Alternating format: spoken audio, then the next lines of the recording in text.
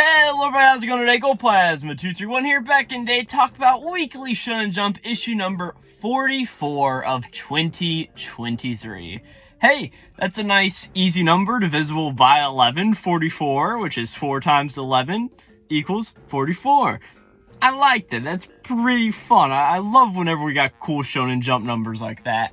And while I can't exactly tell you what happened in last year's issue of Shonen Jump of 2024, I can tell you what happened in this one, and that's what this whole video is about. So yeah, we're talking about issue number 44 today. Yeah, that's number 44 today. I think this issue is sort of a hit or a miss in a few ways. If you don't know how we normally do this series, this week I have read 13 chapters in weekly Shonen Jump, and I'll be going through them sequentially in the order that I read them. Of course, there are timestamps down below you can go and look at. Oh, if I want to hear what this guy thinks about Kagurabachi, the hottest new series in Shonen Jump, well, I've got a timestamp for that down there, so you can go check it out. But as I was saying earlier, this is a very hit and miss week of Shonen Jump for me. I think there's a lot of really good and really awesome in this issue, but at the same time, there are a few chapters that just fall flat on a lot of aspects. Of course, there are a few series that are like, haven't been great to begin with, and I sort of just read them because, well, I read them whenever I thought they were going to be good. So there are a few of those hit and misses, but overall, I think that this is a decent week for Shonen Jump. Not one of the better ones we've had in a while, but still some decent chapters all around. If you want to hear my full thoughts on all of these chapters, at the very end of the video, I will be going through and ranking them from what I thought was the best series to the worst series, and I'll also be picking a most valuable player of the week who I thought was the coolest character, right? But like I said, I got 13 series to get into, so I think we're just going to go ahead and start it off with My Hero Academia, chapter number 402. This chapter is titled The Tearful Days. So, we sort of open up this chapter in a little bit of a weird space as we see all across the world of My Hero Academia. Of course, there have been a lot of fights recently, and there's a lot of dialogue going on at the beginning of the chapter, pretty much explaining how this has been happening. Some people are like, oh my gosh, Dabi has been neutralized, we can now confirm the refugee safety, like, Shoto's mission was a success. Oh man, Toga has stopped doubling, all of the Twice clones are finally disappearing, right? And we all see a beaten and bloodied Chocho laying on the ground. And then we finally get the whole idea that yes, of course, all the Toga clones are fading, so all of the Twices that were in the UA high up in the sky are finally fading away. We see a bunch of characters' reaction to this, most notably Yaoyorozu, who's up there in the UA high in the sky, and she makes a big note of, oh my gosh, the Twices are vanishing. Big news right there. Like, this is like big news Morgans from One Piece. There is no One Piece this week, so keep that in mind, right? There's my One Piece obligation. But as they're talking about all of this, a lot of people are like, okay, but here's your problem now. The Twice clones are gone, but All for One is finally nearing Tomura Shigaraki, so he can use the Gloop Court to get in range, and if that happens, this battle is pretty much over for us, right? Of course, during this time, Deku and Shigaraki are in their big fight, punching back and forth, black whipping back and forth, decaying back and forth, using their various powers. And we see that, as all of this is going on, of course, All for One is nearing the battlefield of UA high up in the sky after pretty much taking down All Might in that big battle. And he is pretty much just going on one of his big evil villain monologues, just like, oh, the moment I injected myself the rewind shot, this exact spot right here became my destination. By granting Tomura the duplicate copy of my quirk, he'll become a perfect version that surpasses even myself, right? And as he's just going through all of this, right, he's just like, yes, I will smoothly perform the transfer without any risk of meddling by Midoriya or One for All in general. And as he's going through this, he's reaching his hand out and eventually uses one of his radio wave loop quirks to pretty much go like, come now, Tomura Shigaraki, my other self, come towards me right now. And as he's trying to get this, Tomura sort of looks over to where he is, and like, the gloop is starting to come out of his mouth and envelop him and bring him back. But pretty much what Shigaraki does is like chomp down on his jaw and make sure that All for One knows that, hey, I'm not coming over there, don't interrupt, it's my fault, Dad, right? Pretty much just doing that whole thing. One for All is just like, God damn it, teenagers these days. And of course he's very upset by this. And he's like, oh, I guess my other consciousness has been swallowed up. He's like, well, it's no matter. He's like, looks like I'll have to go over there and do the legwork myself. So at this point, he looks down onto the ground where there is, of course, All Might, who is struggling just to keep on trudging forward during all of this. And at this point, we do sort of a screen cut as All For One suddenly starts flying over towards Yue high in the sky, and in his arm, he has nobody else than a All Might dangling from his legs, right? All For One just goes to more of his I'm an evil villain speech, until eventually he just keeps going on about it, and eventually we see that Deku sees this, looks over, and just goes like, no! It's All Might! As we get the whole idea that Deku sort of already knew this was happening because inside of his consciousness where all of the One For All vestiges lives, All Might's consciousness was already fading away from up there, so he already knew what was going on. But seeing this, he just thinks back to whenever the whole thing of, you can become a hero, even if you don't have a quirk, take my power, and all of that things. And at the same point, we cut over to All Might's perspective in all of this, right? And he's just like, someone who can never let their dream die. I also couldn't abandon my own dream. As we see him, who is still being dangled by All For One in the sky, he's just like, my dream, and he's like, to be the symbol of peace. As we see that on his arm was a bunch of grenades and stuff from, of course, the one quirk he didn't use in Class 1A, which was Explosion, Bakugo's quirk. He reaches up this bandolier of, like, grenades, sticks it up behind All For One, and just says, I will be the symbol of peace, right? And as All Might, or not All Might, One For All sort of looks at this, he's like, oh crap, and he thinks back to Nana Shimura, who whenever that big battle is going on, Nana Shimura was talking to One For All, as One For All is choking her out in the sky, and she just said, like, hey, All For One, you will be the one to fall to All Might without a doubt. And she just says, because this madman, he's willing, Toshinori is willing to do even more unhinged things than you are, right? As we see that, of course, Toshinori All Might is getting ready to explode himself up times like, after this death, maybe you'll turn to a little kindergartner again, All For One. As, of course, he's holding up his arm, and the bombs explode, and that's where we end the chapter. Is All Might dead? I don't know. Let's see next time, right? Moving on, we got Undead Unluck, chapter number 117 next. This chapter is titled, Let's Get Started, because guess what? We're going to get started. Haha, look at that. So, of course, we open up this chapter with a color page, and followed up by a 2-page color spread, which is pretty big and cool, because, of course, Undead Unluck's anime just started, so pretty neato. I'm happy about that. I haven't watched too much of it yet, but I'm excited to hear at some point, right? But we pretty much start off with some narration from Apocalypse, of course, the big book guy, explaining a bunch of the Undead Unluck rules stuff. He just says that the Master Rules are a set of rules chosen after the loops lose to Ragnarok that will never disappear. In the previous 99th loop, Galaxy was the rule that was chosen, and that's why stars and celestial bodies have been a part of this 100th loop since the beginning.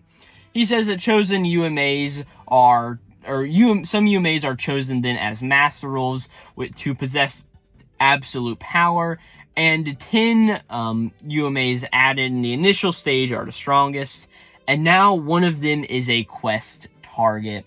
As he just goes, you all are dead meat. We then get Car's page spread, and of course, you don't remember what happened last time. Rip, Latla, and Layla are all at the beach doing general fun beach stuff where Fuko gave Rip a call saying, hey, get back to the hospital, right? So they're heading back to the hospital, and as they're driving on, of course, Layla's moped, Latla's moped. Latla just looks like, hey, what's it all with that black fog and miasma up there in the sky, right? And Rip's just like, oh crap, is that Uma sick to him? He's like, alright, we need to hurry back there. We didn't see that Layla starts to cough up some more blood. Of course, her condition is getting a lot worse by going into 6th territory. Layla makes the comment, or Latla makes the comment of, hey, Rip, are you sure we actually want to go back there? Because if we do, Layla's just going to get more sick, right? But Rip's just like, hey, I told you didn't lie, Latla. I'm going to save everyone in there. and I need to go there to do it. He's like, I trust that Fuko girl, and I also trust in your judgment. But at this point, Layla's like, alright then, well, or no, Lala's like, alright then, sounds good. As they just sort of bust in through like a door frame, which I'll give it to them. That's an entrance for sure, right? But as they barge in, we see that Fuko's there, and she's like, oh, hey, Rip, you're here, right? And Rip, like, hops down off the moped and runs over to Fuko, like, hey, Layla needs help, like, right now. And Fuko's like, hey, I know. Get her to the operating room and start operating, right? Make sure that Latla gives you a prediction, though, before it happens. Like, if you do this, you're unrepair manifest. But Rip to this, like, but hey, once I turn to unrepair, I won't be able to actually fix Layla, right? But Fuko's just like, hey, right now, that doesn't matter. All I can tell you is to do this. Saving the three of you, by all means, is what we, the Union, are here for. And to this, Rip is like, what do you mean, the Union? Who is we? Right? As he just sort of looks over to her. But at this point, somebody starts to speak from farther in the hospital in the operating room. And they just go, things are fine as they are, aren't they? As we see this guy who's just sitting there, and he's just like, I mean, listen to all of this killer music around us, as there are cries and screams and shrieks for terror just going on around them. And both Rip and Fuko look over, and they do realize who this pretty much is as they see him. But this character just continues saying, like, hospitals are sure sweet, huh? When faced with fates that I impose, humans whine and resist, and cry and suffer. Their bodies won't last even 100 years. They can't leave a single part of themselves behind. Yet they do feel that their lives have worth. And he just continues just going like, it doesn't even make a difference when they die, but still, they come up with things like medical care to prolong their own lives. It's a riot, is it not? As we see that this is, of course, Sick, and of course in the Uma's Phase 2 form. So, yeah, this is our introduction to Sick, and yeah, Sick is a sick fuck, holy shit, man. But pretty much Sick's just like, oh man, I will offer all of these cries straight to God. And seeing this, Rip is like getting into defensive mode, like, he realizes that he may have to fight this thing himself, and as he gets ready to get up there and do it, Fuko sort of like puts an arm back, it's like, hey Rip, and she's like, hey, take Mrs. Layla, I'll hold them back. If you want to defeat them, you need to operate first, right? To this, Rip sort of just grimaces as we do a smash cut to Latla and Rip carrying away Layla into the operating room. But before any of this can happen, Fuko's like, alright, to do this, I've got to fight this thing first to give them the time, right? Who's his face? Sick just continues like, oh, hey, you're the first seed, aren't you? Your body structure is surely different than the one before. And he's like, oh, so you've decided to take on a master rule alone, huh? I could understand that from the previous leader on Justice, but can you hope to take that offensive against a Yuma without a vision-activated ability? Or what are you trying to pull by taking the defensive approach? He's just like, feel the strength of us master rules chosen by God. As he gets ready to face him off, we suddenly cut over to the operating room where, of course, inside there they can hear a large crash happening in the outside as apparently the battle gets started. To this, the operation starts to get started, right? I don't really know what to say at this point. Rips is like, hey, Latla, give me a prediction. And Latla just says, like, hey, I guarantee it'll succeed without a doubt. Rip thinks back to whenever the three of them were all kids. And he just says, like, hey, Layla, or once you're cured, I bet it'll be the best possible life you can imagine I'll await you. And they're like, hey, what do you think that'd look like? And we see the whole idea is that Layla's just like, hey, the best life is the three of us being together. Always. As we see that Rip finally thinks of this determination and goes to put the scalpel inside of Layla's body to go and cut her open, but he suddenly stops halfway through as he can't do it, and he's like, what, the scalpel stopped me? He's like, no, my body too. As we, of course, see that Sean and Chikara are there, of course, with the unseen and, unmovability, sort of being a foil to Rip there, and Rip's just like, oh, hey, what are you two doing here? And he's like, what's going on, right? And he looked at her and was like, wait, am I already under repair? Is that what's going on here? He's like, then who performed Layla's surgery? At this point, we see that Yasai suddenly, like, pops out of a corner and is like, hey, Rip, don't worry, she'll be safe. Like, it's not that big of a deal. And she's like, hey, we're not forcing you to fight, but the boss lady only wishes to show you the way of this. She's like, hey, either you can live a quiet life, or, as we suddenly cut over to where the entire battle is going on with Sick. Right, Fuko's on the ground, her hair is out of her bun, of course, and her toboggan is somewhere to be determined, right? But Six is like, oh, what's going on here? As we suddenly see a punch from Unavoidable come in and completely smacks Sick in the face. I don't think that's a tongue twister there. But as this happens, we see that Fuko stands up and is like, hey, I may not be as strong as Mrs. Juez was, but don't worry. But even so, I must overcome you all. And she's like, that's why I've assembled a team that will negate you master rules. As, yeah, we see the entire Union team so far. We see Unavoidable, we see Nico, we see Ichika, we see Gina, Shin, Mui, Nico, I already said Nico, Tella, Billy, Phil, because we gotta remember Phil's here, right? And just all of the other various characters in the series. And Fuko's like, hey, this is a team that will negate you master rules. And he's like, hey, let's get started. It's going to be Negators versus God and the Master Rules in an all-out war. And that's where we stop on Undead Unluck.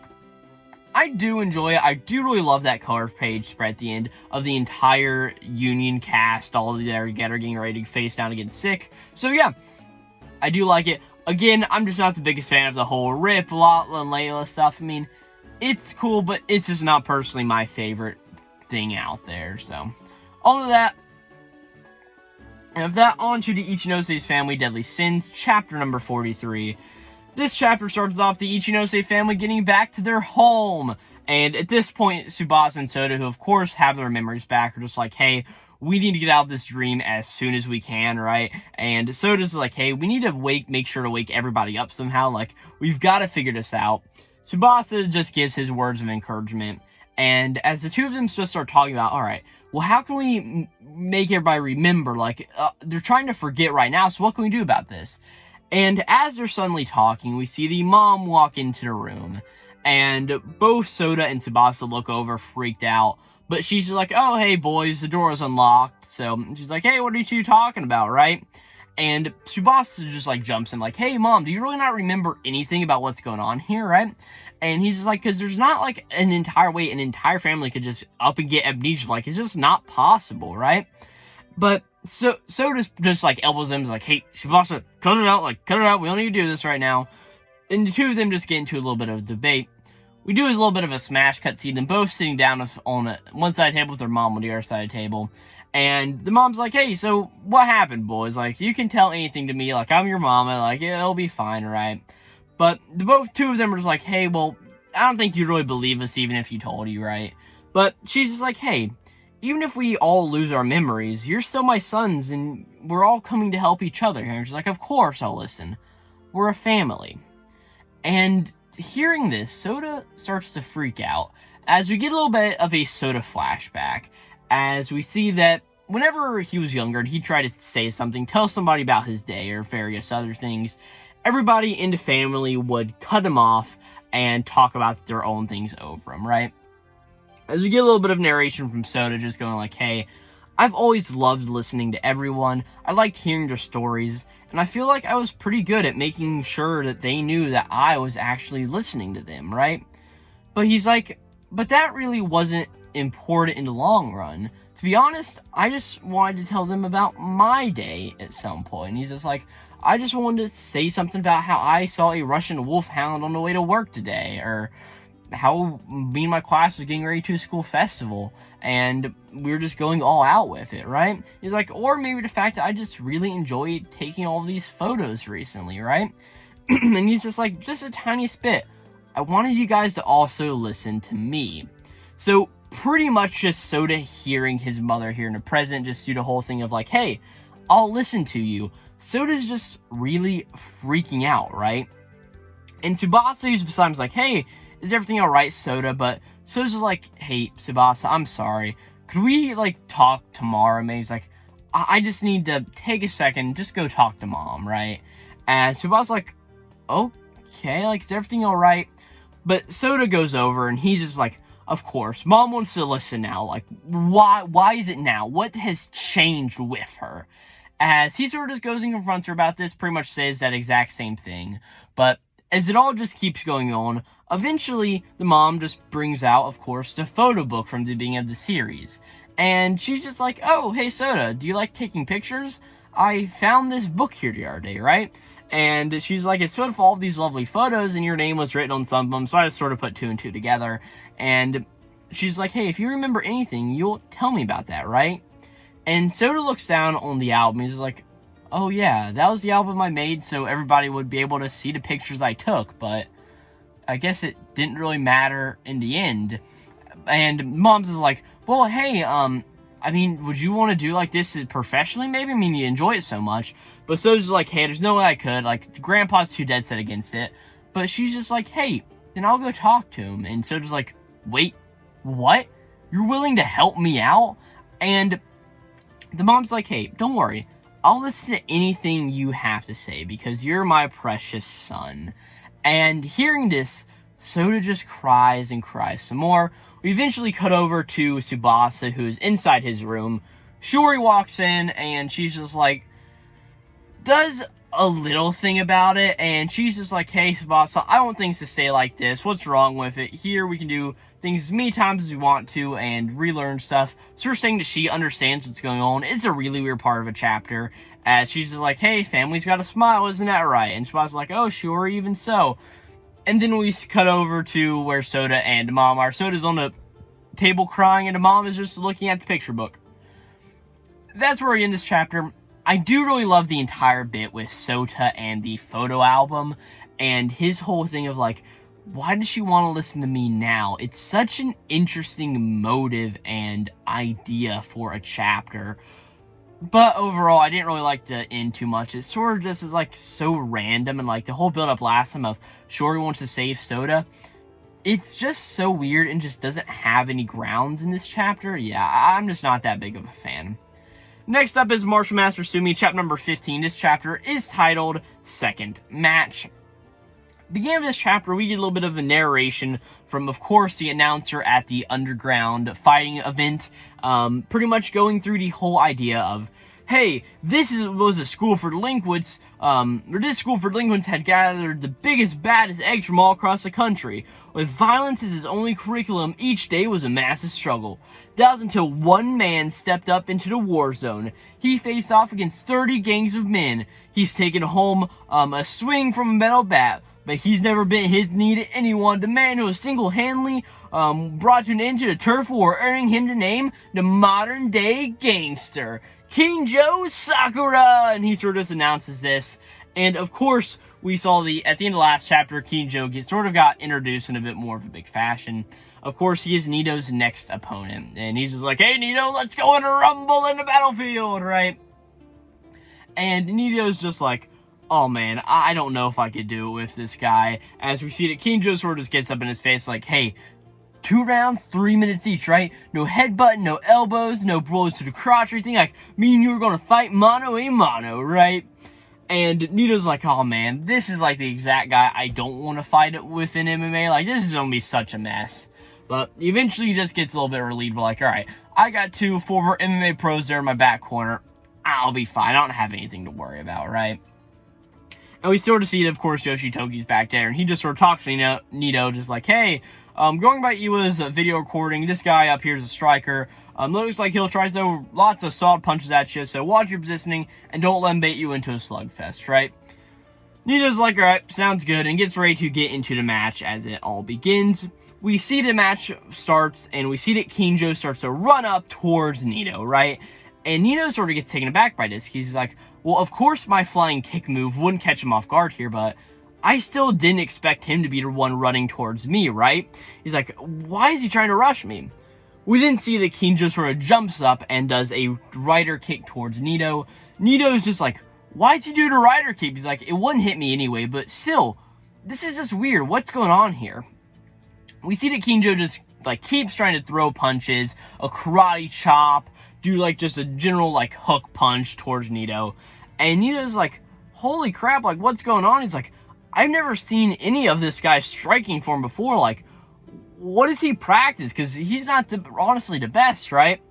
As we see that, of course, Yoshitoki's watching this. He's like, alright, I had a feeling sort of seeing this guy in his debut match earlier because it's like, this Kinjo kid, is he really just a complete and total amateur? As we see that, yes, Kinjo Sakura, age 19, he is a high school third year who has been held back twice, and he does not have an ounce of combat sport experience, right? As he's just sort of like twirling his arm in a circle, like, alright, come fight me, Nito, like, we can do this, right? Nito sees, like, alright, I need to get some distance from this guy, as we see that Kinjo comes in and is like trying to wail on him. Nito stands up and tries to do a kick to push him back, right? But of course, Kinjo coming forward just pushes Nito back onto the ground with this, and he's like, God damn it, my balance, I'm off, and he's like, this isn't good, right? But Nito's sort of like, wait, I'm on the ground, I can grapple, and he sort of like tries to coax Kinjo down to the ground with him, but he's like, hey, let's grapple, come on, me and you. But Kinjo's like, hey, I don't kneel to anyone ever. And he's like, so get up right now, right? And Nito's just like, what's going on here? What's up with this guy, right? And he's like, this just isn't smart of a fighter to do. He's like, what am I even doing here myself? But as he's thinking all of this, Yoshitoki's voice rings out in the back of his mind. And Yoshitoki's like, hey, Nito, kid, remember, this Kinjo guy right now is giving you a fresh start. Capitalize on this, right? And it's like, you've been training hard for the past, like, 2 months. Show him how much difference an actual experience makes in the ring, Nito, right? And he's like, alright, I can do this, right? Nito gets up into his fighting stance, and him and Kinjo start to brawl it out some more. Nito ends up landing a few punches, and Kinjo just is still flailing his arms, right? As all of a sudden, Kinjo grabs one of Nito's arms as Nito is going in for a punch, and Kinjo's like, hey, you're just tapping me on all my sides, right? You think that I've never been out with one of you combat sports types? He's like, I've been through 100 battles, and all of these taps you're doing, they don't even hurt, right? As Kinjo comes in with his other hand and just completely smacks Nito in the face, right? And Nito's just like, damn it, he hits really, really hard. And he's like, is it really just that much of a difference in our body masses, right? And Kinjo's like, hey, I don't fancy needing trains. Like, we're all human. Punch a guy hard enough and he just simply goes down. That's just how it is, right? We see that he gets a good punch in Nito's side, and Nito sort of grits his teeth, right? But taking this into objection, Nito grabs his hand and just punched him, and then flips over, does some martial arts stuff, and puts him into a flying armbar. Now, I don't know martial arts, but this looks scary, right? And Kinjo is flipping out, and we get some sort of narration just going like, hey, lock joints require knowledge not only to execute, but also to escape, and being that Kinjo doesn't have any of this information, he's not going to be able to escape, right? As Nito is hanging down on Kinjo, Kinjo is not relenting, as he's just like, oh, this really hurts. He's like, I'm not giving up. And Nito's just thinking like, hey, if I keep this up, his arm is going to break. And he's just like, wait, this isn't some kind of brawl. Like, am I going to break this guy's arm because he's not giving up? We see a bunch of the people in the ring are all just like, hey, call it a match. Like, this guy's obviously done. But we see that Kinjo just isn't letting up at all. But eventually the bell rings because the first 3 minutes of the match is up, right? Kinjo's like, man, I'm not on my knees yet. He's like, hey, thanks for the lesson, Nito. You won't grab me next round, that's for sure, right? And he's like, it'll be a slugfest with no tricks in between it, right? At this point, we cut over to the Yoshi's MMA ring shop gym, that's a word, where of course Yuya and Now are there, and Now sort of just says something like, hey, that guy's stupid, and he's like, if he keeps doing that, he's just gonna break himself, as she sort of mentions that maybe that is how she broke her arm to begin with, or sustained her injury.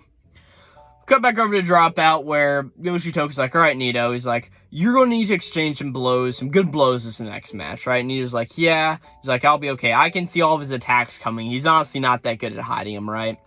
He's just like, hey, it's just so annoying. He's like, why do I have to be the one who cares about if I break his arm or not? Like, shouldn't he give a shit about that? But he's thinking about this. He's like, but we're fighting on a time limit, so he's like, if he's not going to tap out, and I have an idea. And Yoshoki's like, hey, just remember, don't let it devolve to a slugfest, right? And Nido's like, alright, I got it. And that's where we end the chapter. I don't really mind this chapter. I like just seeing how much of an idiot Kinjo is. It's a fun dynamic to see, and then, of course, Nido sort of winning him out, but also that moral dilemma of, why does it have to be me who cares if I break his arm? He's the one being a dumbass, so why do I personally care? It's a very interesting sentiment that I really do like. Next up is MamaYuyu, chapter number 4. This chapter is titled, The Lion Bravely Stands.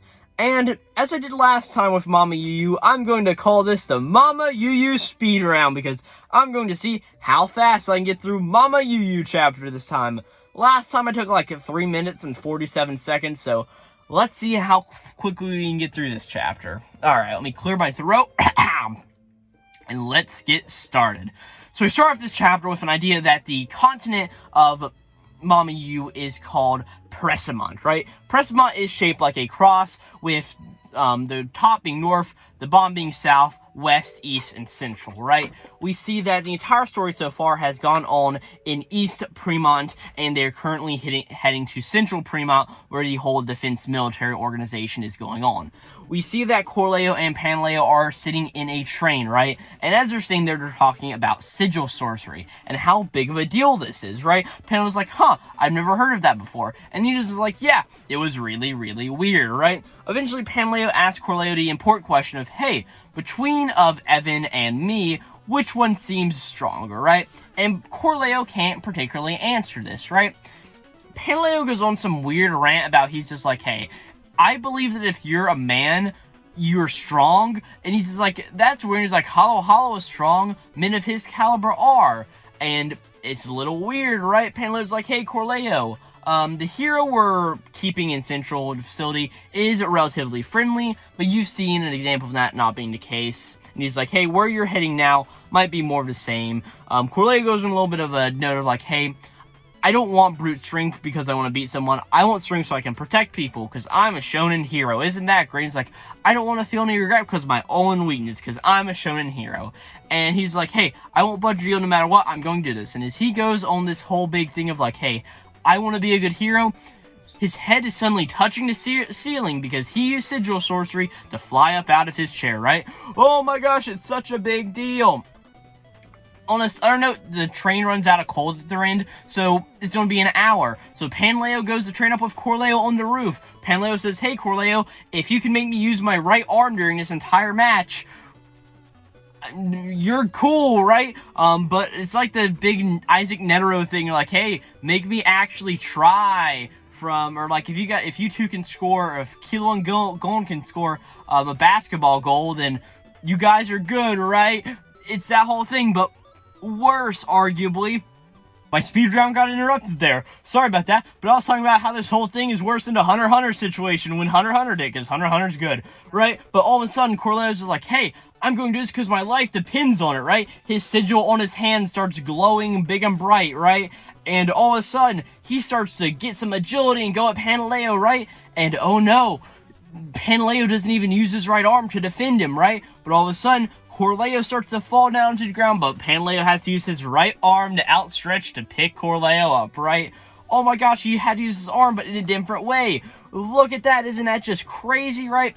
And all of a sudden, we start to get narration like, oh hey, Corleo was raised by the military. For his schoolwork, he goes through a special military-based curriculum, right? He is sheltered boy to the core, right? Which means he doesn't know women. And oh my gosh, you know that hero from last time? She's a woman. Her name's Alyssa Whirlpool, which, alright, I'm gonna be a buck. Alyssa Whirlpool is an amazing name. Like, just naming a character Whirlpool, 10 out of 10 in my book, right? Or Woolpool, right? I'm gonna call her Whirlpool because that's just fun, right? She's 24 years old and she's a hero, right? Corleo and her shake hands. Corleo freaks out because it's a woman. What in the world? I actually did like this chapter for as much shit as I just gave it. Of course, Hunter x Hunter did the whole, like, hey, try to score on me thing better, but this is honestly just a fun chapter to see Corleo sort of go through his resolve. I do like it, and I do like Alyssa's design, and her name being Whirlpool, which sounds like Whirlpool, is just hilarious to me, so I do like it. I don't know if it rivals Evan Allgreen, but MamaYuyu, I'm happy with it so far, right? Next up is Kagurabachi, chapter number 3. This chapter is titled Witness. We start off with a woman whose name we will later learn is Hanao. We pretty much learned that she is an information booker, and she's known Shiba for a long time, but did not know that Shiba was related to Kunishige Rokuhara, the famous sword dude, until a little while later. And we see that that's when she first met Chihiro, was after the big attack where Kunishige died. Eventually, we see that she is in the future, which is now present time, because that was a whole flashback that happened a while ago. I don't know, it's a little weird. But she pretty much has agreed to help Chihiro and Mr. Shiba go through and find out any information about the Hishaku sorcerers and the enchanted blades, right? We see that one day a somewhat small girl walks into her shop, right? Presumably this is the person who gave the whole call on, hey, Chihiro and Shiba, I've got information on the Hishaku, right? Isn't that crazy, right? We cut to a point in the future where Shiba and Chihiro walk in. Hinao's like, oh, hey, I hate you too, but like, oh, hey, Chihiro, you're cool, right? It's fine. They go back to see this girl, whose name we will later find out is Char. We learn that she is apparently running away from sorcerers, who are like the big bad guys in this universe, right? I don't know, man. This is just sort of a mediocre chapter through and through. I just don't have too much to say about it, right? Pretty much we see that in the past, he now was interviewing this girl like, hey, so, if you need protection from sorcerers, how much money do you have, right? And she's like, I don't have any, but I just need to be protected by this person who had a big, strong sword, right? So, it's like, oh, enchanted blade, makes sense, right? She's like, that was the aha moment for me, right? We go back to see that this girl there is named Char. There's some jokes about how smart she is or something, right? But eventually we see that Char wakes up and points over to these two guys, right? Shiba and Chihiro. And she's like, oh, you two are sorcerers. Are you guys here to protect me, right? But Shiba's like, hey, hold up there, Missy. Like, let's get some things straight. Like, first off, who is this bad guy and why are they after you, right? This Char girl says like, I don't really know. And Shiba's like, hey, this is just isn't some place to go mess around and have fun. Just go and go home, right? And he's like, are you like this lost? But Char's like, hey, I don't actually have a home. And Shiba's like, so no mom or dad either? And she sort of just shakes her head like, no. So Shiba's just like, all right, well, this is a toughie. Well, I guess we'll just take her to an orphanage. Chihiro steps up and he's like, hey, what about food? Have you had any food in a while? And Char starts to say something, but her stomach growls, ha ha ha, shonen comedy. You just gotta love it, right? Chihiro's like, so you haven't had anything? She's like, you want something to eat? And she's like, oh, hey, I want some tempura soba, right? Pretty cool. And Chihiro's like, hey, but if you want it, we'll go out and eat it. We see that they go inside and start to eat inside of the restaurant. Shiba, makes a little bit of a note of, oh, Chihiro's really good at taking care of people because they had to take care of his deadbeat dad who was good at making swords. That's pretty fun, right? But we see that Char gets served some food. This is when actually Char tells Chihiro her name. As the two of them just go through some stuff, right? She was like, all right, well, have your food, but just know whenever we get done, I'm going to be taking you to an orphanage, right?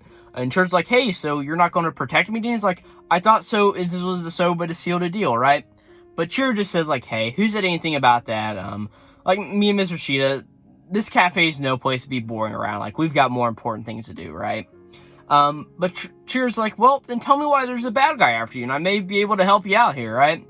And he's like, well, can you not tell me anything because you don't have an answer, or because you're making it up, right? But we see that Chihiro's like, well, I just don't want to tell you, right? And as the two of them are sitting there, we see some guy walks into the restaurant, right? He takes a seat behind Chihiro and, Char, and as he's sitting there, we sort of see that the two of them just starts to talk back and forth again. Chihiro's like, so what's going on with the sword here, right? And eventually, Char says, well, it was a cloud come out of it, right? And Chihiro freaks out because, of course, one of the enchanted blades had a cloud come out of it. And he's like, hey, this can't be a coincidence now, can it, right? all of a sudden the guy sitting behind Chiro, the guy who just walked in, takes his chopsticks, throws them into the jugular of the waiter who is trying to get him to order something. And he finally stands up and he's like, oh, I guess I finally found you. And he's like, that's a surprise. You have a bodyguard. Now do you, Char? And he sort of looks over and Chiro's like, hey, who are you? What are you doing? Like, what's going on here? And this guy suddenly grabs a Daruma out of his pocket, throws it up into the air, and just says the word invincible. As an explosion goes off in this small shop, Chiro gets blasted out with his enchanted sword in hand. And this guy, who is obviously a sorcerer, walks out with Char in his clutches, just like, hey, you're still alive and kicking, huh? Well, that's a little problematic, alright? Chiro makes a little note of, like, Char, I'm sorry I doubted you, right? Char says, hey, please save me, Chiro. And Chiro's like, hey, you got it. I do like this chapter. I actually think this chapter is a lot better than MamaYuyu's chapter 4 here, but it just starts off a little weird. It's got a lot of, like, a middle low point. This is hard to talk about in the sort of format I'm used to doing it in, so I do like it, but not really a whole lot to say. But of course, we read 3 chapters of Kagurabachi. I'm keeping it, so that's pretty cool. Next up is 2 on Ice, chapter number 2. Of course, I'm recording these videos way in the future where 2 on Ice is like at 15 chapters or something. I haven't been keeping up with this series, so just to explain this chapter whenever I read it, Higuma is his name Hyuma, that's the guy's name. Higuma's the guy from Jujutsu Kaisen, right? Hyuma's here. He's like, oh man, I want to be able to skate, cool. And of course, the other girl, who Kasara, I think it was her name or something, right? She's like, oh hey, we can be a pair at skating. The 2 of them skate, they're good at it. Hyuma's like a soccer guy. I don't have too much else to say about this chapter. I liked it whenever it first came out. I mean, I ranked it like second from last, so I at least thought something about it, right? So just in the future, there's no point for me to talk about this chapter at this point, right? Next up is Kill Blue, chapter number 23. This chapter is titled, No Beating an Unbeatable Game. Now, this chapter starts off with a little bit of the weird note that a lot of people don't like Kill Blue for, and it's really the part of Kill Blue that I don't enjoy. Of course, it is the whole, oh man, Otagami's a guy in like there's like a middle-aged man in like a middle schooler's body.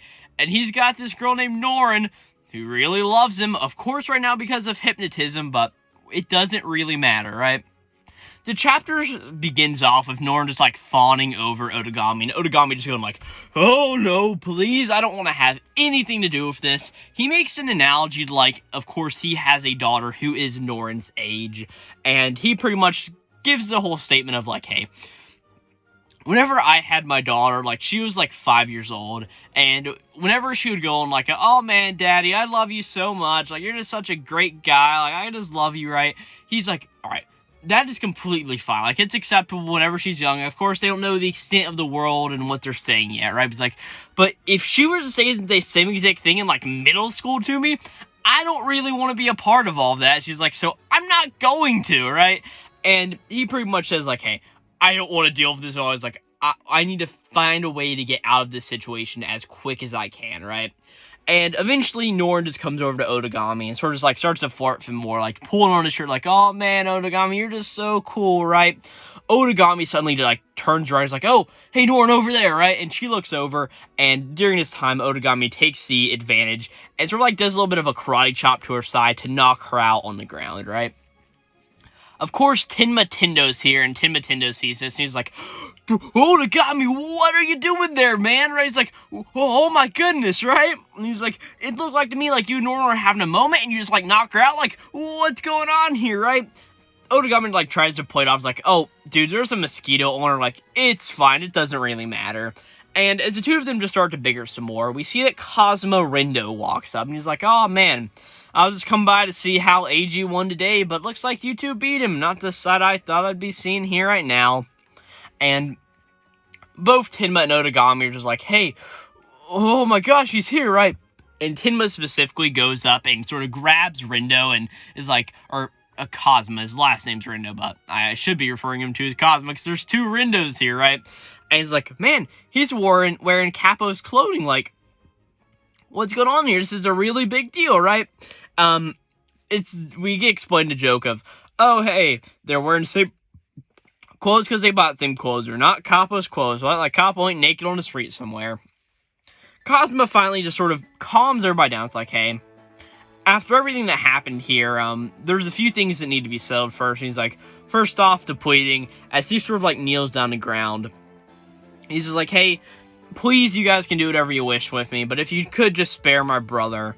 Pretty much saying like, hey, I know that in our Hitman world, failure equals death. And he's like, I failed. I have pride and understand that what happened here. He's like, still, I would do anything to save my brother's life, so please, if you could just consider doing something. And as they're doing this, Tenma's just like, hey, what is he talking about, this whole Hitman thing and, like, judgment? Like what's going on here, Otagami? Are you going to kill the man? And Otagami's just, like, has got to try to sway Tenma out of thinking this way. And eventually he's like, hey, Cosmo, we will let the two of you go. He's like, but first, we need to discuss a few things, but once that happens, please get out of our goddamn sight and just take AG with you. Like, it's not that big of a deal right now, right? And Cosmo's like, all right, thank you. I really owe both of you for that. They sort of then just sort of like sit in like a circle and sort of just to talk everything. And as all of this is going on, Tenma eventually butts in, just like, hey, you guys care to explain like what's going on here? I need some answer stuff. He said Hitman. Otagami, you're just like not surprised by any of this, so what's going on here? If you could please explain. And Otagami just starts to think like, okay, well, but eventually we see that Nekoda, the guy in his ear, of course, says to Otagami like, hey, don't you think Kazuma's abilities would come in handy here? And this Otagami, of course, looks over to Kazuma like, hey, hypnotize Tendo for us, right? And we see that Cosmo just gets on it. He puts the lighter up in front of Tendo's face, and like starts to do the whole thing, like, hey, I'm gonna count to 3. Once you do, I'm gonna hear the sound of the lighter slapping shut, right? You'll fall asleep and you'll wake up and forgotten everything about today. And he starts to do it, and he catches a Tendo who sort of falls asleep in Cosmo's arms. But Tenma sort of just looks up and is like, hey, what's going on here? What do you think you're doing to me, right? As we pretty much get the whole joke of Tenma Tendo is too much of a guy to have that happen to him, right? He is brainwashable? What's the word they used? Hypnosis. Unhypnositable? I don't know. I do like the joke, and Otagami even makes a note of like, oh man. I mean, he's like, man, I can't help but laugh. It's like, it's just so Tenma, which, as a big enjoyer of Tenma Tendo, I do like that sentiment, right? But Otagami just like, alright, well, with that happening, I guess the jig is up. Like, we're just gonna have to deal with this. As he pretty much explains the whole situation to Tenma, and pretty much just says like, hey, because of this, I can no longer go to school because now somebody knows my identity. It's just not a bad thing, right? Tenma makes a little bit of a note like, hey, well, Hitman can't go to school? Like, what's up with that, right? And Otagami's like, well, I've murdered people. Like, I've done some bad shit in my life, right? But Tenma's like, hey, that doesn't matter. It's all the more reason you should go to school. I mean, you didn't have a choice to do all of this, but, I mean, that's how it seemed to me, but I know that wiping your plate swing won't come easily, right? Because, like, but to me, you guys don't really seem like bad people. And Otagami, there's nothing more to you, like, than, like, studying and going to classes and learning new things. And you're like, you can just move on from your past and keep coming on to school, right? And hearing this, Otagami just sits down and, like, just thinks, like, man, why does this keep happening? First it was Master, then Capo, and now it's Tenma too. Like, why is all this happening, and why do I just feel compelled to do what he says? And he's like, who is supposed to be the adult here? Because right now, Tenma seems like the biggest one of all. And he's sort of having that moment. He stands up and he turns over to where Cosmo and AG are. And he's like, hey, Cosmo, that goes for your brother too. And he's like, man, it's right. And Cosmo's like, man, it's weird. He's like, every word sounds like something AG might have also said. As all of a sudden, while the three of them are all standing there, sirens go off in the background, and Otagami's like, hey, Cosmo, is this you're doing? But Cosmo's like, nope, those are the police. We gotta get out of here, right? And he's like, you guys slip through the back. I'll stay up here front. I am good at hypnotizing people. And they sort of make a joke like, but you weren't at Tenma. He's like, Tenma's just different. But as he pretty much just says, like, hey, I'll take care of all of this. You guys go back there. But Otagami's like, hey, you still have to unhypnotize Norin. Like, this is a big fucking deal you have to repent for. But Cosmo's like, hey, once our transfer to your school is official, we're going to run into each other on campus so we can get it done, right? Which, Cosmo and Eiji are part of the roster now. Pretty cool. Eventually, we see Tenma, Otagami, and of course Norin trudging out of the school, or out of the big bad thing that happened. We see that Capo sees them and runs over and gives all four of them, or all three of them, a really big hug, right? We eventually cut to Monday morning where, of course, school is getting back in session. Otagami's walking to him, he's like, man, that was one hell of a weekend, right? And he's like, but it's great I'm able to go to school after all that happens, right? But he just thinks about Norin. He's like, hey, I gotta be extra vigilant. I can't let Norin get too into me. He's like, we just need to get Norin out of Cosmo's hypnosis and we'll be fine. He's like, I just need to make sure there's no possible way our relationship can develop. I just need to keep dodging Norin no matter what. That's Kill Blue. It's not my favorite thing out there, but this is a whole, oh, hey, Norin's same age as Otagami's daughter thing. It's like, I don't like it, but I do like the entire thing in the middle of the chapter of Tenma just like, hey, Otagami, you can keep coming to school. It's not that big of a deal. Like, reform yourself. Do what you enjoy doing. It's a really nice message him today. Next up is Nue's Exorcist, chapter number 20. This chapter is titled Ringo. We get narration at the beginning of this chapter explaining that there are 4 classes of Shikigami, which are each separated into their own realm. The closer to the center of these realms that you get, the higher the class and the greater of compensation required to summoning in the Shikigami. Ringo are the type of Shikigami that are at the deep center of this realm, pretty much saying that all the Exorcists who have availability to summon a Ringo Shikigami in their lives never actually doing it, because Ringo summoning is something that cannot be paid for the price of just one life. It takes many. But that's old news, because in the modern day, they have these things called summoning pins that reduce the significance of killing people to summon Ringos, right? Whoa, big deal, so crazy, right? As we see that, of course, Moro, or, yeah, Master Moro here, had just summoned Ringo number 11, first, second, and third restraining soul chains release, summoning Kurano Sakimichi at the end of last chapter. We get a 2-page spread with this thing appearing on screen. It looks insane. We get a lot of things that happen in this chapter, and I'm just going to speed through it because, I'm sorry to say, but a lot of it just really isn't that interesting. There's a whole lot of ideas that Kokatsu up where, of course, Gakuro and Shiroha saying, is like, man, I can't believe that he actually used a summoning pin to summon a Ringo for just Nue, who is a clone. Like, this is insane, right? Eventually, we see that Nue hops up on the windowsill as Gakuro is just like, oh, hey, Nue, I'm sorry for doing everything I did to you, right? But Nue's like, hey, nobody move, as she summons a protective barrier around all 4 of them, right? As we all see that Nue's face starts to crack, right? Kyokachi just says, like, hey, we should be the ones apologizing. I can't believe that the family came with such a big plan to just end you guys. He's like, if Gakuro dies from wide raid attack, then Nue's clone will disappear too. So you have no choice but to protect Gakuro, right? And Kyokachi's like, man, they really got you good, Nue, isn't that right? Gakuro notices all of the face cracks that are happening on Nue, right? Eventually Moro gets up close to Nue and everybody in the window is like, hey, even then I would have still been assigned to take you out. It's like, we don't know much about your power, Nue, and we don't have time to assess things at leisure. It's like, our family also takes failure very seriously, looking back to Shiroha. We see that Master Moro uses a move called number 32 Rib, and all of the glass in the school building shatters suddenly, and we see that Gakuro's like, oh wait, that just shattered Nue's barrier, as it also shattered the school windows, so okay. But Kyokatsu's like, oh man, this is as far as we go, huh? And he's like, I thought Nue that you may have been able to actually stand a chance about all of this, but I guess as a clone connected to Gakuro, you did well fighting as long as you did here, right? As we see Kyokazu looks over to Shiro and is like, hey, sorry, it's over, Shiroha. It was fun while it lasted.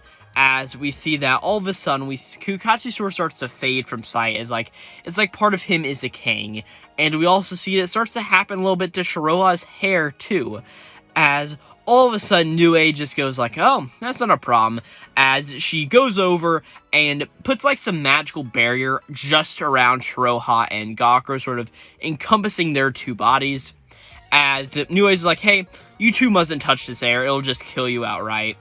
As all of a sudden, Mora's like, oh man, you can't just do this, Nue. As he goes and starts to sort of like punch her and gloop all of her stuff together. I don't know, it's an interesting visual, right? But all of a sudden, Mora's like, hey, what's this going on here? As we see that it wasn't gloop, it was actually chains that sort of go out and chain around Mora in a way. He's like, oh man, it's not over yet. And he's like, well, whatever's going on here, it's fine by me. I'll make you tap out. And all of a sudden, Nue's like, oh my, I knew this moment would have to come soon, but not this quickly. He's like, I don't mind though. Gakuro's growing very fast as well. However, you just lost a valuable aid from here onwards. But she's like, it's okay.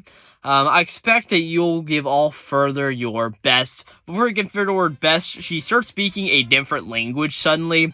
As we see that Moro just starts freaking out. As Nui just is like, hey, I take your boss is also watching through Shiroha's eyes. She's like, perfect. I shall use this opportunity to show what it means to dominate. As we see that Nui is using a second hollow weapon called Star Slave, right? Moro's just like, man, I've never heard of such a thing. Like, this is crazy. As Nue uses her power and swings out and pretty much cuts down this big bad Ringo creature summoning Shikigami thing, and it nearly hits Moro with it too. Everybody's freaking out, and yeah, Nue is now speaking a different language. She's got 2 hollow weapons. Crazy. Yeah, that's where this chapter ends, with Nue sort of showing off her new power. It's honestly a nothing burger of a chapter, sort of just going through like, oh hey, Nue's cool, you know why? Big power. And that's really all there is to it. I mean, I like it, but it's just not my favorite thing out there. Next up is Akane-banashi, chapter, or story number 80. This chapter is titled Chocho Konjakute de Okaban. Akane starts out this chapter by just sitting there thinking, he's just like, alright, so this Chocho guy is an Okaban-like master, right? But he also has a connection to a member of the Arakawa Arch 4 who could give me a recommendation, and he also has ties to my dad. Just who is this Chocho Konjakute person? Like, this is crazy, right?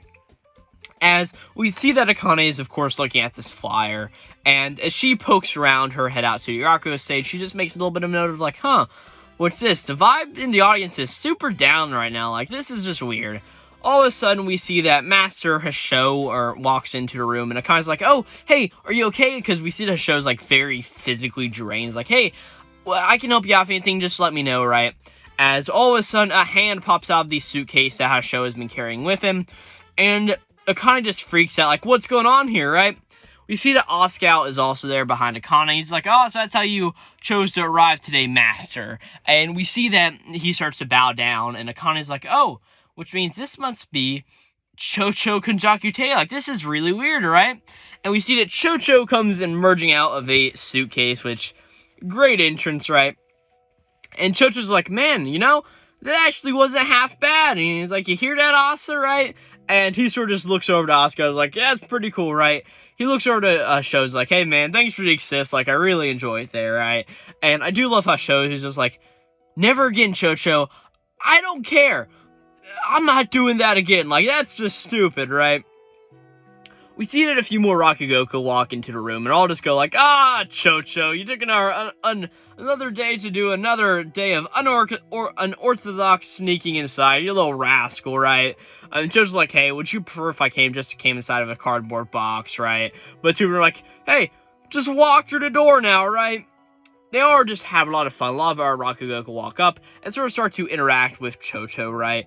Eventually one guy comes in like, oh, hey, Chocho, how's your luck been at races? And he's just like, I won 20,000 yen the other day, right?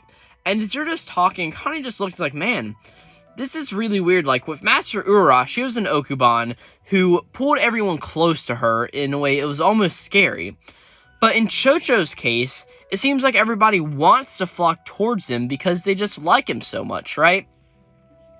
And we see that Akane and Karashi are both looking at this as this is going on, until eventually we see that Chocho is getting ready to go on stage, and as he's going to, Akane walks up and is like, hey, Master Chocho, right? Chocho turns around and is like, oh, hey, is this a lost little girl here, right? But Akane's just like, God damn you, right?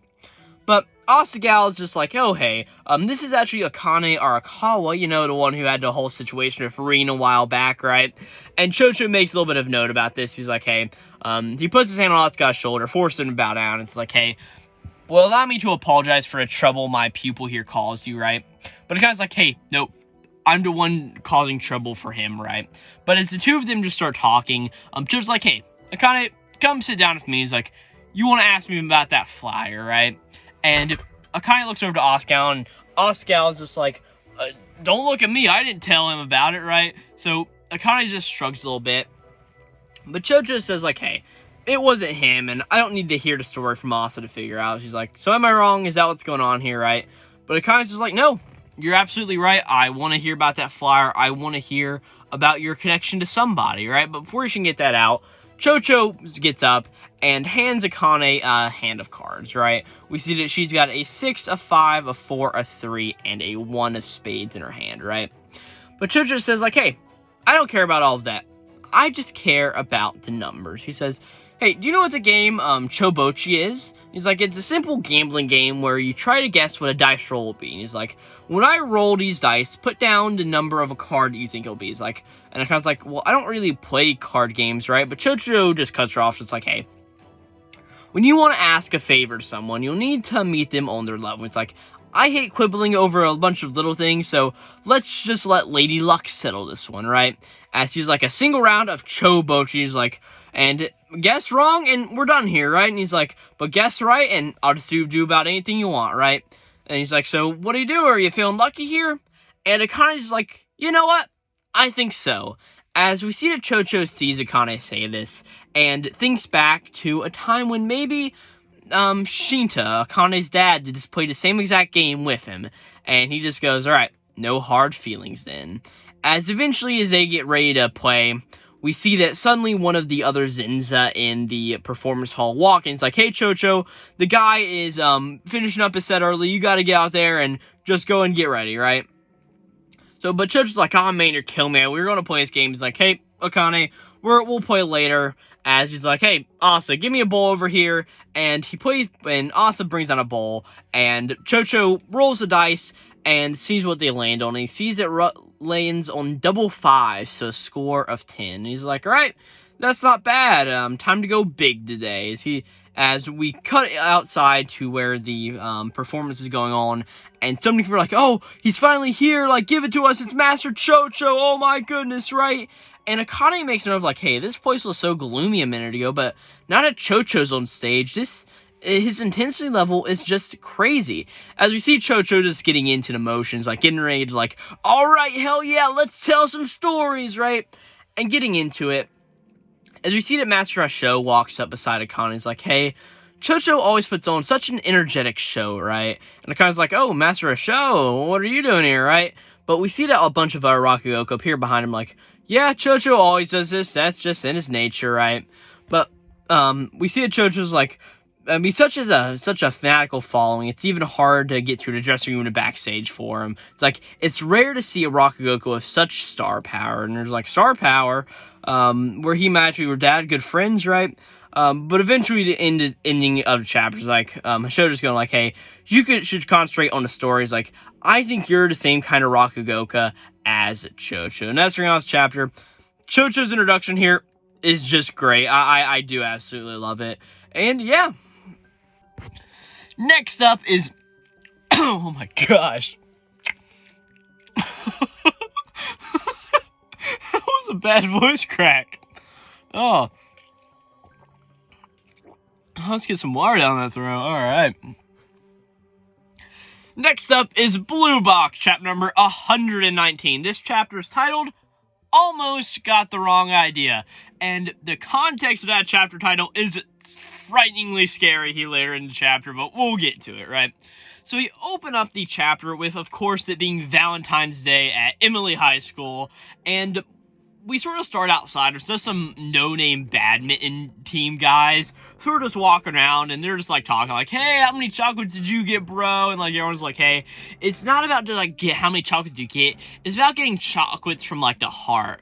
And one of the friends is like, hey, the chocolates you got from the manager don't count. As we see that, of course, Ayame is handing out chocolates to every single boy on the badminton team. So we're just giving to them. And, of course, those guys are just making fun of a friend, which that's just a great start to a chapter in general, right?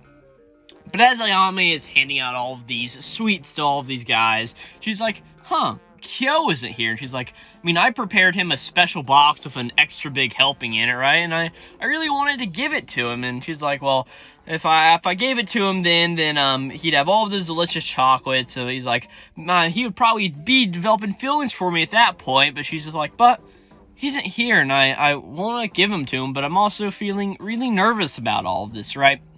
We then sort of cut over to another part of the gym where, of course, Taiki is there to sit down watching a badminton match, as eventually some reporter calls him over, and we see that this guy is sitting there with Haru and another third year guy, along with Haru, right?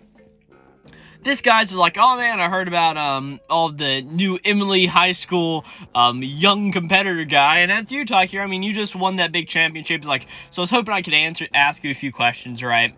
Haru makes it like, hey, don't worry, this guy's mainly here for me. But the guy ends up adding like, hey, Taiki, at the national qualifiers in spring, you might have to go head-to-head against Haru. He's like, so how badly are you going to want to win that, right? And Taiki makes the declaration that I am not going to lose, and he's just like, hey, Haru's always taking good care of me, but tournaments are a whole different story. He's like, he may be my upperclassman, but that is totally irrelevant, right? And as he sort of does this declaration, Haru looks down at him, and he looks over the reporter guy and is like, hey, please I want to write that up that he yapped annoyingly when he said it, right? So it's just a comedy gold for sure, right? But seeing all this commotion going on, we eventually see that Ayame is sort of looking at them and sort of sees Taiki and sort of starts to think of Kyo more. As she's walking by, she accidentally bumps into Kyo, right? And the two of them just go like, oh, whoa, it's you, right? And Kyo is sort of a little more low-key, so Ayame sort of makes fun of him for it. But Kyo's just like, oh, hey, are you going to the second floor, Ayame? And she's like, yeah, Shuttlecock ended up there, right? And Kyo's like, oh, well, I'll come with you then, right? But Ayame's like, oh, wait, no, wait a second, no, check it out, never mind. And she sort of just runs off, right? But before she can get far, she sees that Hina and, of course, Hina's friend walk into her room. And Hina walks over to Kyo and gives Kyo a little bag of Valentine's Day candies, pretty much just saying, like, hey, you heard me out the other day, so this is the least I can do, is just give you a little bit of a thank you gift, right? And Kyo's like, hey, you left a receipt in it. Another just pure comedy gold moment. It's just hilarious, right? But Ayame's seeing this, and she's like, oh, well, I gotta leave, I gotta go run off. So she runs off and says bye to Hina and everybody. And she just thinks, like, man, does Hina care more about Kyo than I initially thought? And as she's sort of thinking about all of this, she eventually walks out the school doors at a gym where there's nobody else sitting there but Mitsuoka, right? And good old Mitsuoka's sitting there just, like, all sorrowful, just like, oh, how did my life come to this? And Ayame's like, hey, what's going on, Mitsuoka, right? Mitsuoka's just like, oh, it's nothing. It's like, I definitely just won't kill myself today because I didn't receive even one chocolate today. It's like, oh, man, right?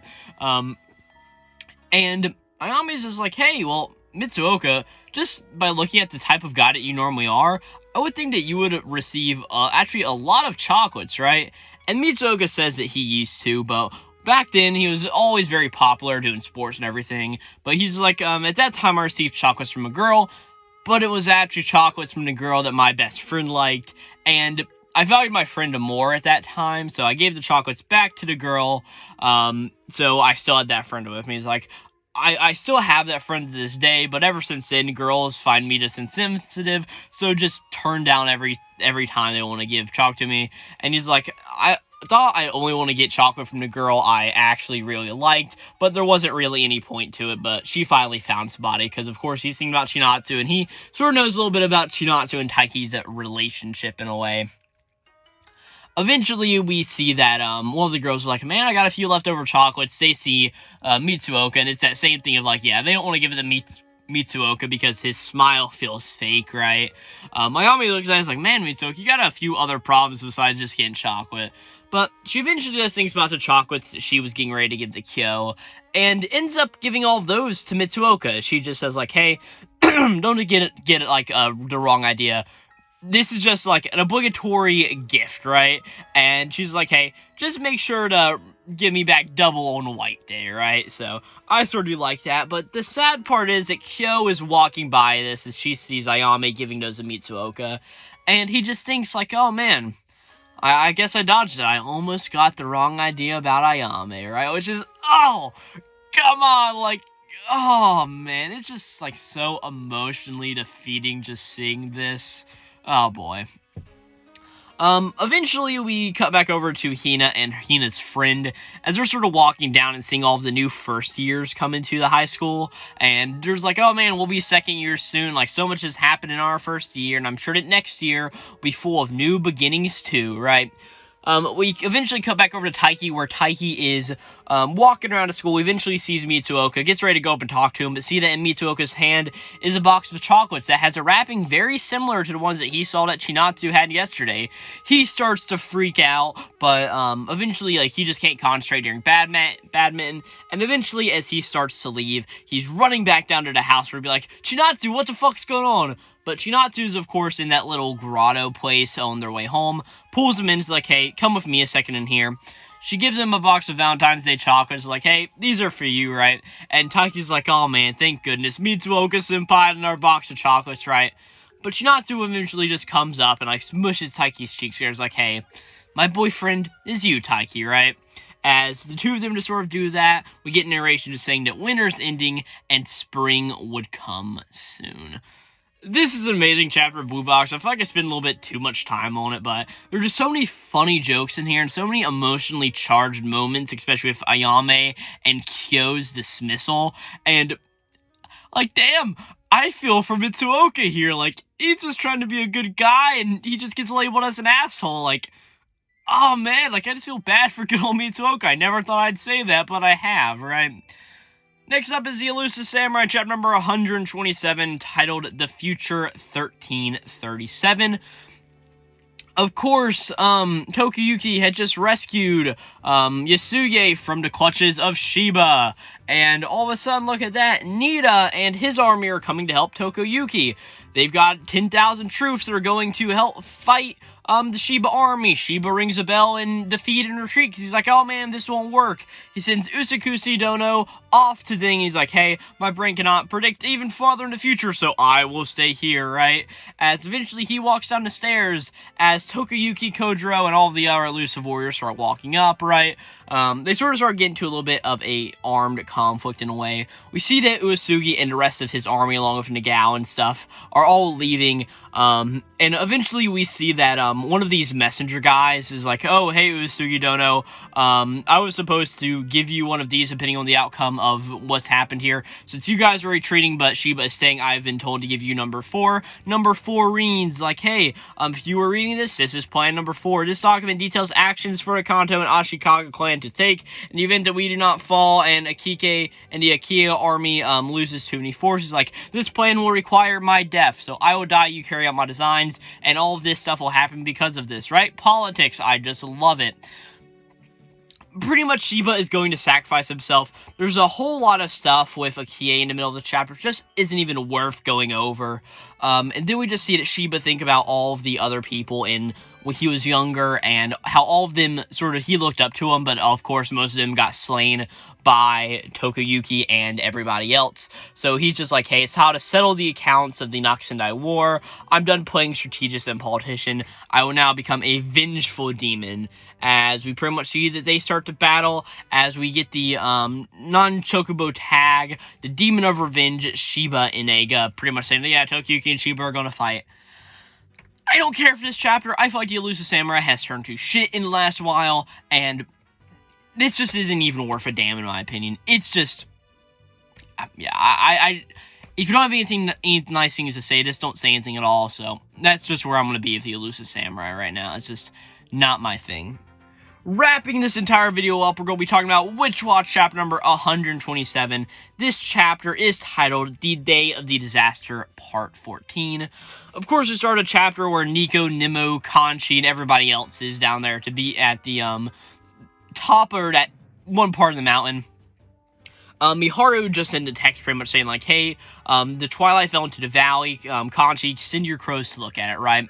Kanchi's like, oh, send the crows to go after the flower. They start to get into a little bit of just like debate between them. Pretty much a whole big deal is that Keigo's like, hey, you can't leave us right now, Kanchi, because I don't have the strength to hold any of these guys back if they start to attack again, and neither do Nimue or Nico in this case, right? And he's just like, I'm no shape to be a proper Witch Watch here, right? Because, yeah, they're no Witch Watch, right? We also get a little bit of a joke of that Tokito really just wants to escape and is trying to do it by any means necessary, right? So Kanchi's like, all right, Morito, just wait a little bit longer. We'll make sure to get you that Twilight to incapacitate Ran. Eventually, we cut back over to the battle with Ran and Morito, where Morito's leaning up against a tree, and he's just thinking like, man, I don't have too much energy left, and Ran knows that he knows that I can see it, and I mean, Ran can also see my energy levels, and he's just like, damn, is this really just checkmate, right? He looks back to where Momochi and Miharu are as they're sort of leaving the battlefield, as Moi's just like, alright, good. You guys just need to get Nico off the mountain. I'll just do the most I can do right now is just buy all of you guys time, alright? Ran sort of speaks up like, hey, Morito, you're done right now. He's like, I'm gonna put you down, and see them, make sure that Jura is brought to life, right? And Kanchi's like, yeah, and they're gonna build a world of warlocks? Something about that's been sounding off to me. I mean, you're not the kind of person to go along with stuff like that. It's like, you're after something else, aren't you? And, Rand's is like, oh, something you want to protect, huh? And he's like, Morito, I've lived for 160 years. I don't feel anything anymore. Not for this garbage world or the garbage people living in it. But I've got no choice but to go on living. It's a damn long road, and I didn't choose it for myself. I've got at least another 150 years before, or 1,500 years before, 1,500 years till old age gets me. He's like, can you even imagine that? He's like, one day a guy came up to me. He actually knew I was immortal. And he said that the undying have the power to bring the dead back to life. My mother Uzu made an effective use of this during the Great War, and he told me that he needed that power to bring back the legendary warlock Jura. Pretty much saying, like, if he helped this mysterious guy, then he'd grant my deepest wish in exchange. And Ron then just says, like, hey, my ultimate goal is to die. As we cut to sort of like a bit of a flashback where Ron is actually talking with this guy, right? They do a little bit of talking about some special plant tea, right? And this guy's like, hey, it's one of my favorite ways to enjoy tea. It's the most I can really offer here at the moment, right?